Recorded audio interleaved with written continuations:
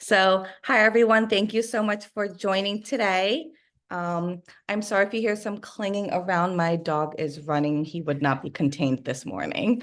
So again, my name is EJ Vizzi. I work with the Brightside family. I am the Director of Senior Programs. And on this session with is our amazing Ellen Rand. She is part of our Age Friendly Teaneck Advisory Board, as well as our volunteer curriculum coordinator. So we feel very excited to have Ellen with us.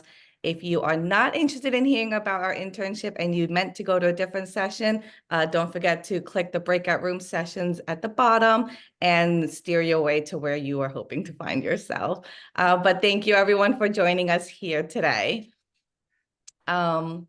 So in our time together, we plan on going through this pretty quickly. We want to leave room for questions and answers at the end, so Q&As. We just want to give you some heads up on what's ahead in the next 10 minutes or so. So we plan on doing some introductions. We're going to be walking through our toolkit. When Ellen is speaking, I'll throw our link to the toolkit in the chat room. We're going to be walking through making the case, why these internships are important, really what comes first and what it takes to start an Exploring Careers in Aging internship. Oh, and I forgot to say, Happy Careers in Aging Month. I love that this is a recognized time period. It is amazing, and I think that everyone should celebrate it and scream from the rooftops why we should be thinking about careers in aging. Definitely finding your funding for an internship, finding your interns who's going to actually participate, getting that curriculum going, right? And having that in action, and of course, celebrating their time together. So I just want to get started and talk about the Brightside family. That's the organization that I work for. We're a 501c3 nonprofit located in Teaneck, New Jersey, though we do services around Bergen County at this point. And our mission really is to provide affordable housing, affordable assisted living, and support services that respond to all the changing needs. We truly believe that access to supportive care, housing, and services should not be dictated by income. And so we try to offer as many things that are accessible to people who are low and moderate income. And so that is really a focus of our nonprofit. And we take pride in, being a true resource to those in Bergen County, which is traditionally not exactly the most affordable county in New Jersey. But some of the services we do around we have health services. We have Brightside Manor, which is our flagship facility, started in 1990. We also have a portable assisted living services program. That's our ALP, where we're able to go into subsidized senior housing apartments. We have developed some housing buildings. And so we have the Brookdale, which is a 62 bed apartment building. And we are right now constructing another 40-unit apartment for affordable housing at 1425 Teaneck Road. Very excited for those projects. Some of the other programs we do around Bergen County that I spoke about are economic stability programs. So we do some money management, helping people with the piles of mail that they might be dealing with. But really what we're talking about today is our community advocacy, Age Friendly Teaneck, something that we've been doing for 8 years. Things started thanks to the Henry and Marilyn Tao Foundation, and we've been fortunate to have funding and supporting through other means as well. And so really getting started of making the case, why have an internship program? So really career opportunities in the aging field obviously are expanding, and people, I don't think I need to, preaching to the choir to this group, people ages 65 and older are the fastest growing segment of the US population. But really there are not enough professionals keeping pace with the increasing demand. By 2050, the number of Americans requiring long-term care is expected to be more than double, from 13 million to 27 million. And it's estimated by 2030 that 3.5 million additional healthcare professionals and direct care force workers will be needed.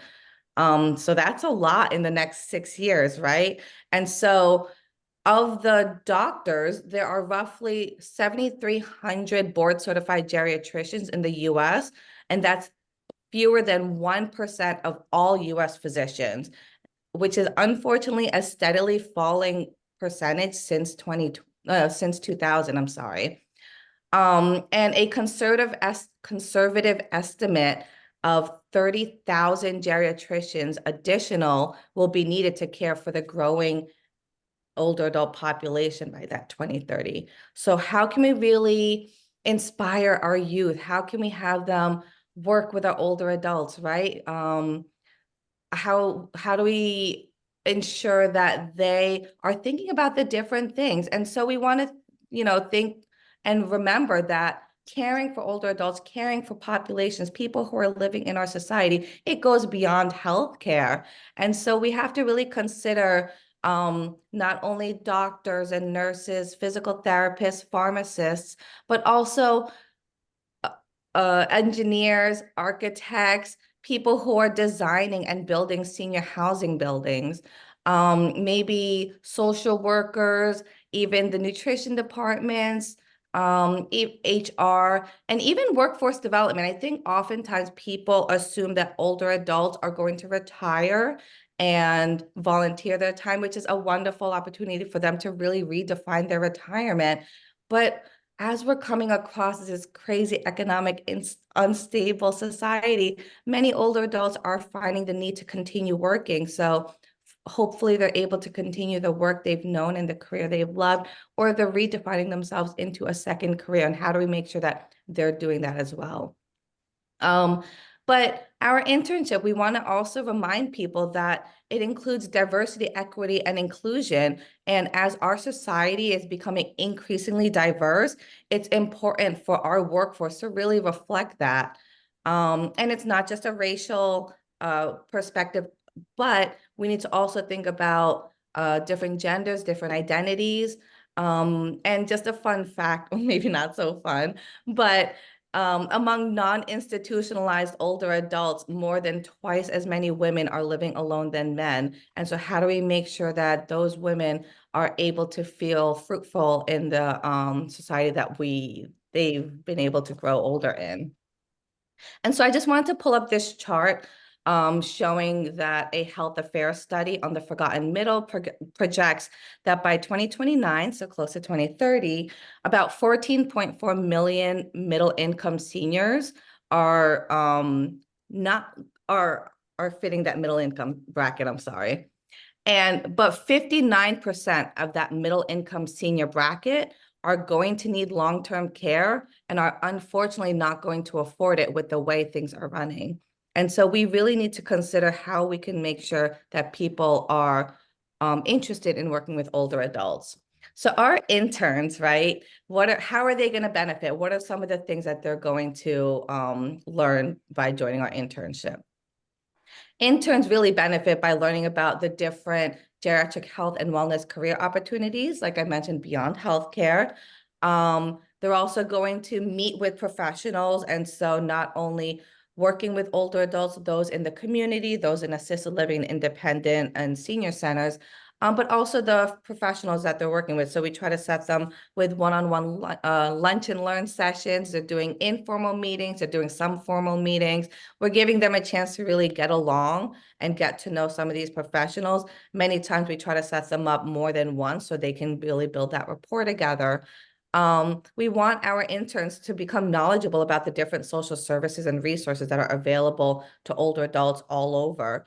Of course, we focus on Teaneck and Bergen County, but the state of New Jersey offers so many resources that are underutilized and under-enrolled. And so how do we spread the word and make sure that they're hearing about that? And I know Ellen has a real passion for this, but really tearing down stereotypes, fears, and misconceptions about ageism and understanding that health is more than just a medical problem, and that it's a concern that we all need to focus on and think about as well. And so I'm going to pass the torch to Ellen for a moment and let her speak, and let her inspire you all. Thank you, EJ. Can everybody hear me? Okay. When we started this program in 2018, we just thought, why are we doing this? We're doing this because, again, as everybody knows, we don't have enough healthcare professionals to deal with older people. And at the same time, we have a lot of stereotypes about aging that we have to combat. So what should we do in terms of teaching our kids, how to get over some of those stereotypes and to learn about some careers that they might not have been thinking about or understanding that they exist even. I mean, we talk about artificial intelligence now in our internship, but 5 years ago, who was talking about that at all? Nobody. So, we're sort of excited about like building a future for these young adults and giving them the opportunity to see what's out there, where they might fit in. Some of our interns we found do have an interest already in some sort of health related field. Some of them have been really close to their grandparents and like that. But for a lot of them, they're just curious. They're just curious, and they might be interested in business and want to know how this fits into the business world. And some of them, quite frankly, are interested in the stipend because from the get-go, we decided that we would pay them for a 4-week internship.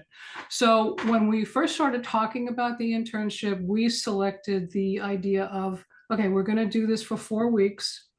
We're going to have 4 interns who are rising juniors and seniors in high school, and we go from there. And then we found a small family fund to provide funding, and then we were off and running. So after a few years, and we had unfortunately a hiatus of 2 years on account of the COVID pandemic. One of the only good things that came out of that was that we discovered Zoom. And so when we arrange for people to come in and talk to these young adults, it doesn't necessarily have to be that they're from Teaneck or Bergen County. We've talked to people from all over the country, which is a huge benefit. Okay, so a couple of years into this, we decided that, we're doing this, so can other communities, because it's really important and it's interesting. And I think the young adults really appreciate it. I mean, there was one in particular I remember who said, I knew that there were attorneys out there. I never knew that there were attorneys who specialized in elder law. So it's eye-opening for a lot of people. So if anybody in any community is interested in starting this, something like this, it can be a little daunting because, it's a big jigsaw puzzle that you have to put together. What comes first? What do you do first? How do you get started? How long does it take to put something like this together? Basically, our suggestion is work with a small group. I think our group is pretty, tight knit and focused on each of our individual skills and our skills together for putting together a program. So, put together a small group of people who each have their own skills and abilities and interests and contacts, because that's really important. Decide on whether you want to do a paid internship, an unpaid internship, a couple of kids, 4 kids, 6 kids, whatever. Think about the partners that you want to work with in your community. Every community has its own strengths. In Teaneck, we have Holy Name Medical Center, and we're able to work with them in a number of ways. We also work very, very closely with the community outreach and guidance person at our high school, without whom we would not be able to do this, quite frankly. I mean, she's hugely supportive and helpful and keeps reminding us that as bright and wonderful and terrific as these young adults are, sometimes they can be forgetful. Sometimes they need to be reminded that they need to do things like submit their applications, and they also need to get their letters of recommendation submitted to us. So that's really important. So decide on your team, decide on who you're going to reach out to in the community to help you, to advise you, and like that. And then what you want to do is think about financing, because if you want to create a paid internship, where is that money going to come from? Is it going to come from somebody in the community? Is it going to come from a corporation in the community? Or is it going to come from some other nonprofit source? We were very fortunate with ours, and they've been with us ever since the beginning, which we're hugely appreciative of. But But as you're trying to define your mission and look for funding, it's all interrelated because you need to define what is your goal, what is your mission, how are you going to evaluate the program, what are some of the elements of the program, and what do the donors want in terms of their activity within the program? Do they want to be active participants? Do they want to be just in the background and not be identified even? Do they want to be invited to your closing ceremony? And how are you going to report to them? So it's really important to decide, okay, what is your mission? I mean, our mission, as I mentioned, we have two goals in mind. We want to introduce them to all kinds of career opportunities, and we want to also blast through all the stereotypes that are out there. I mean, we see in our culture that there's a little bit of progress, slow, but a little bit of progress. My favorite moment, for example, in the movie Barbie was when she was sitting next to a woman who was 92 and was in fact the costume designer in the movie. And she said, you are beautiful. And the woman says, I know it. And that was just a lovely moment. It really was a lovely moment. Not to mention, the Golden Bachelor and all that stuff. So slowly, it's changing. And when the kids have a chance to talk with older adults, they start to realize, we're not just like sitting there preserved in amber, waiting for something to happen in our lives. We have interests, we have activities, we have meaning and purpose in life. And I think that sometimes that's like really eye-opening to some of the interns that we work with. So now I'll turn it back to EJ. Yeah, thank you, Ellen. So, finding your interns, right? How do we get the kids that work with us? Shouting at the rooftop, spreading the word that we have the application open. So, as Ellen mentioned, we do have a close relationship with our Teaneck High School guidance counselors, but we reach out to all guidance counselors. So something I want to stress is that we don't only offer it to our Teaneck High School, but we offer it to all Teaneck teens. And so you could be going to a charter school, a magnet school, a local parochial school. Feel free to apply, and we're always open to that. And so we don't focus on Teaneck High School students. We focus on Teaneck teens. That's how we kind of phrase it all the time. But we also reach out to our faith-based communities, of course, social media. We have historically done it on Facebook and Twitter, but I think this year we need to really think about TikTok. I don't know, we don't have a TikTok account, but that's where teens are, right? And so we also ask our township manager to spread it out on our town-wide municipal blast. They have the Nixle, oh, not the Nixle, but just other methods. We have gone to club meetings and spoken at some high schools. 2 summers ago, I'm sorry, Ellen and I spoke at an assembly. They were actually talking to the sophomores and juniors about standardized testing, but before they went into the rigmarole of how to make sure they are going in on time for those standardized testing days, Ellen and I talked about the internship. So I think it was a fun mix-up for that assembly, I'd like to think.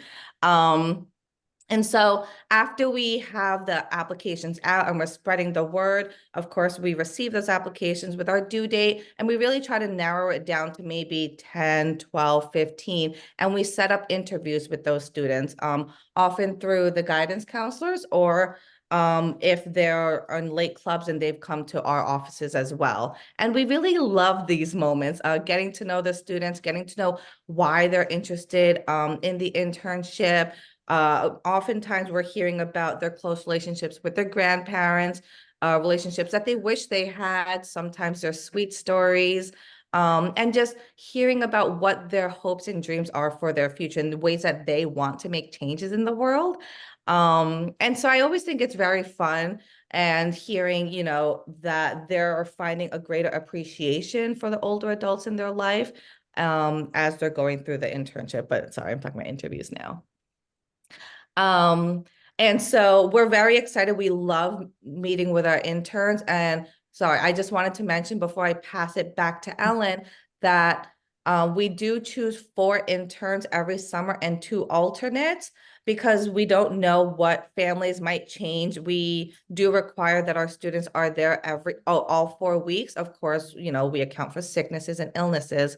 But a family might suddenly change and decide to go on a vacation during the internship. So we have needed to tap on our alternates in the past as well. So I think that's something important to consider. But Ellen really is our curriculum guru. I failed to mention in the beginning, she was a journalist for 45 years. She worked with New York Times and Rubenstein, authored a book that was an IPPY silver medalist. She was a founder and eventual executive director for the Teaneck International Film Festival. And so she was the perfect person to ask for to help with creating our curriculum. So take it away, Ellen. Thank you, EJ. But enough about me.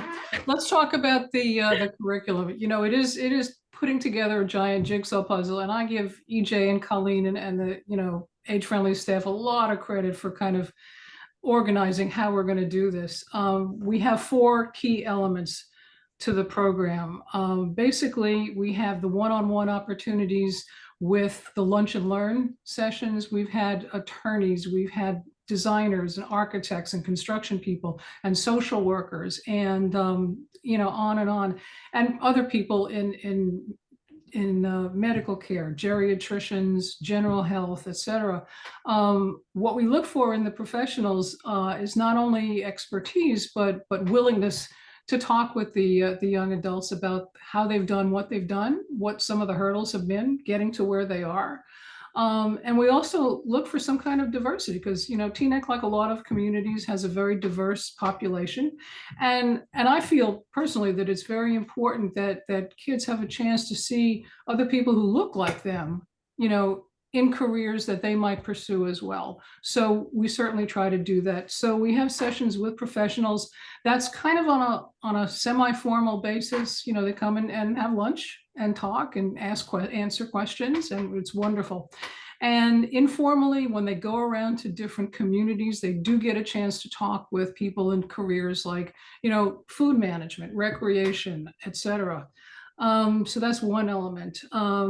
They go to a variety of long-term care facilities, independent living, assisted living, day programs, senior centers, and like that. And there too, they get a chance to talk to the people who run these programs, who've had long experience dealing with older adults and like that.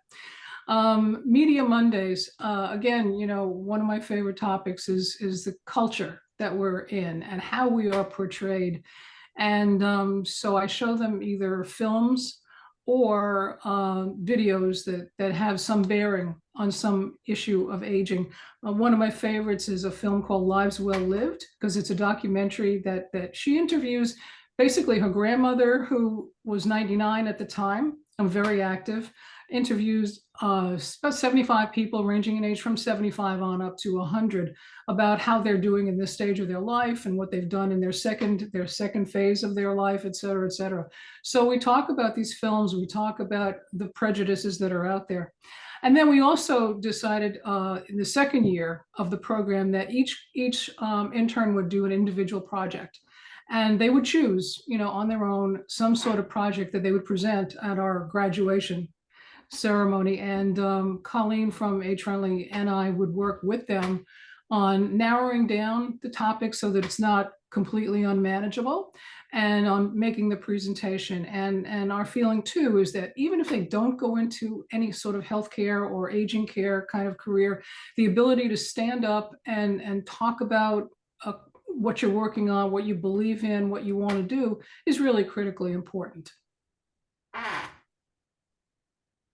So here is a sample calendar that I have. Oh, I'm sorry. Some film ideas, if you are looking at our toolkit, is on page 14, and some sample questions for guiding them through those films is on page 17. But this is a sample calendar I just wanted to show you. I think one of the questions we had in our chat is how long are the internships? So they are 4 weeks. We have them in the full month of July. We treated them like they were kind of full-time jobs. So they were with us for somewhere between 5-6 hours a day, from Monday to Friday, just working through some of the different ideas and facilities that we were going through. So I think one of the fun things I want to point out here is a dementia training. So we have a local simulation center where people are able to feel what it may be like to have dementia. I'm happy to talk anyone through this. I know we're running low on time. We also have a sample calendar on page 18 in our toolkit. And here are just some fun pictures. On this first slide are some traditional, I think what people might expect seeing interns going through. These are hospital related, working with older adults. We have them with some nurses in our senior center. That is a dummy, not a true patient, if anyone's thinking out loud. But also some more fun things. So working with our construction while we were developing one of our senior buildings, having a Congo line with Holocaust survivors at what we call Cafe Europa with our Jewish Family Children's Services. You can see that we do some Zoom lunch and learns as well. You see in the bottom right. And so we've really been able to be creative during the internship. They're not all in person. We try to really reach and think outside of the box. I think that person is actually out of Kentucky. So we were grateful that we were able to connect with some online AI things that way. And of course, celebration time and collecting data. So we do have some post-survey questions. We want to make sure that we're really gathering some of the things and some of the feedback, some of the insights that our interns have been able to think about of, you know, always lessons learned. So we always are asking suggestions on how we can improve our internship for the future. And of course, providing them fun certificates. So I just want to point to the internship and resource pack that we have. The resource pack has more films as well as other ways that you can really ponder and think about your own internship. These links I put into the chat room as well, so you can always access that via chat. So for the last minute or two, I'm going to stop sharing. And addressing DEI was another question. Something that Ellen has helped us reach out to was we realized that largely our staff and leadership team were white women and an Asian person, myself, but many of our teenagers were identifying as Black or Muslim, the religion is Muslim. And so we want to make sure that we're also thinking about the diversity of our students and people they may want to identify with. And so we in our fourth year, we really considered our diversity of the lunch and learns and the professionals we're connecting them with. So Ellen was reaching out to people who really had a passion for helping people within their personal communities as well as their professional communities. So that became something we really considered. Didn't get the 1 minute mark yet, but I think we have about a minute left if anyone wants to throw out another question for us. Yeah, This is I'd like Megan. to. I was just curious how many people typically apply for the internship for the 4 positions? We probably had somewhere between 20 and 30 each year. There was, I think our third year was a lull because it was the first year back from COVID. But it's been pretty well. It's besides the one COVID year, it's grown each time, and we're entering our 5th year. So we're really excited to see what this year might bring. That's awesome. And then I put in the chat, but we've got scholarships for students, EJ, to attend our conference. So if you have anyone who's like really serious about a career in aging, I would just suggest you flag it. Wonderful. Thank you, Megan. I think there was someone else with a question.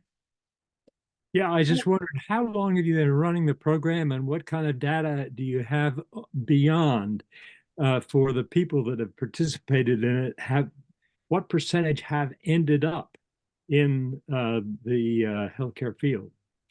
Yeah, I mean, I can speak with you separately, Jim, if you shoot an email, but we do know that 3 became nurses, 2 are or 2 went to pharmacy school. And there was 1 that wanted to be an app developer that is now focusing on increased society and so aging population.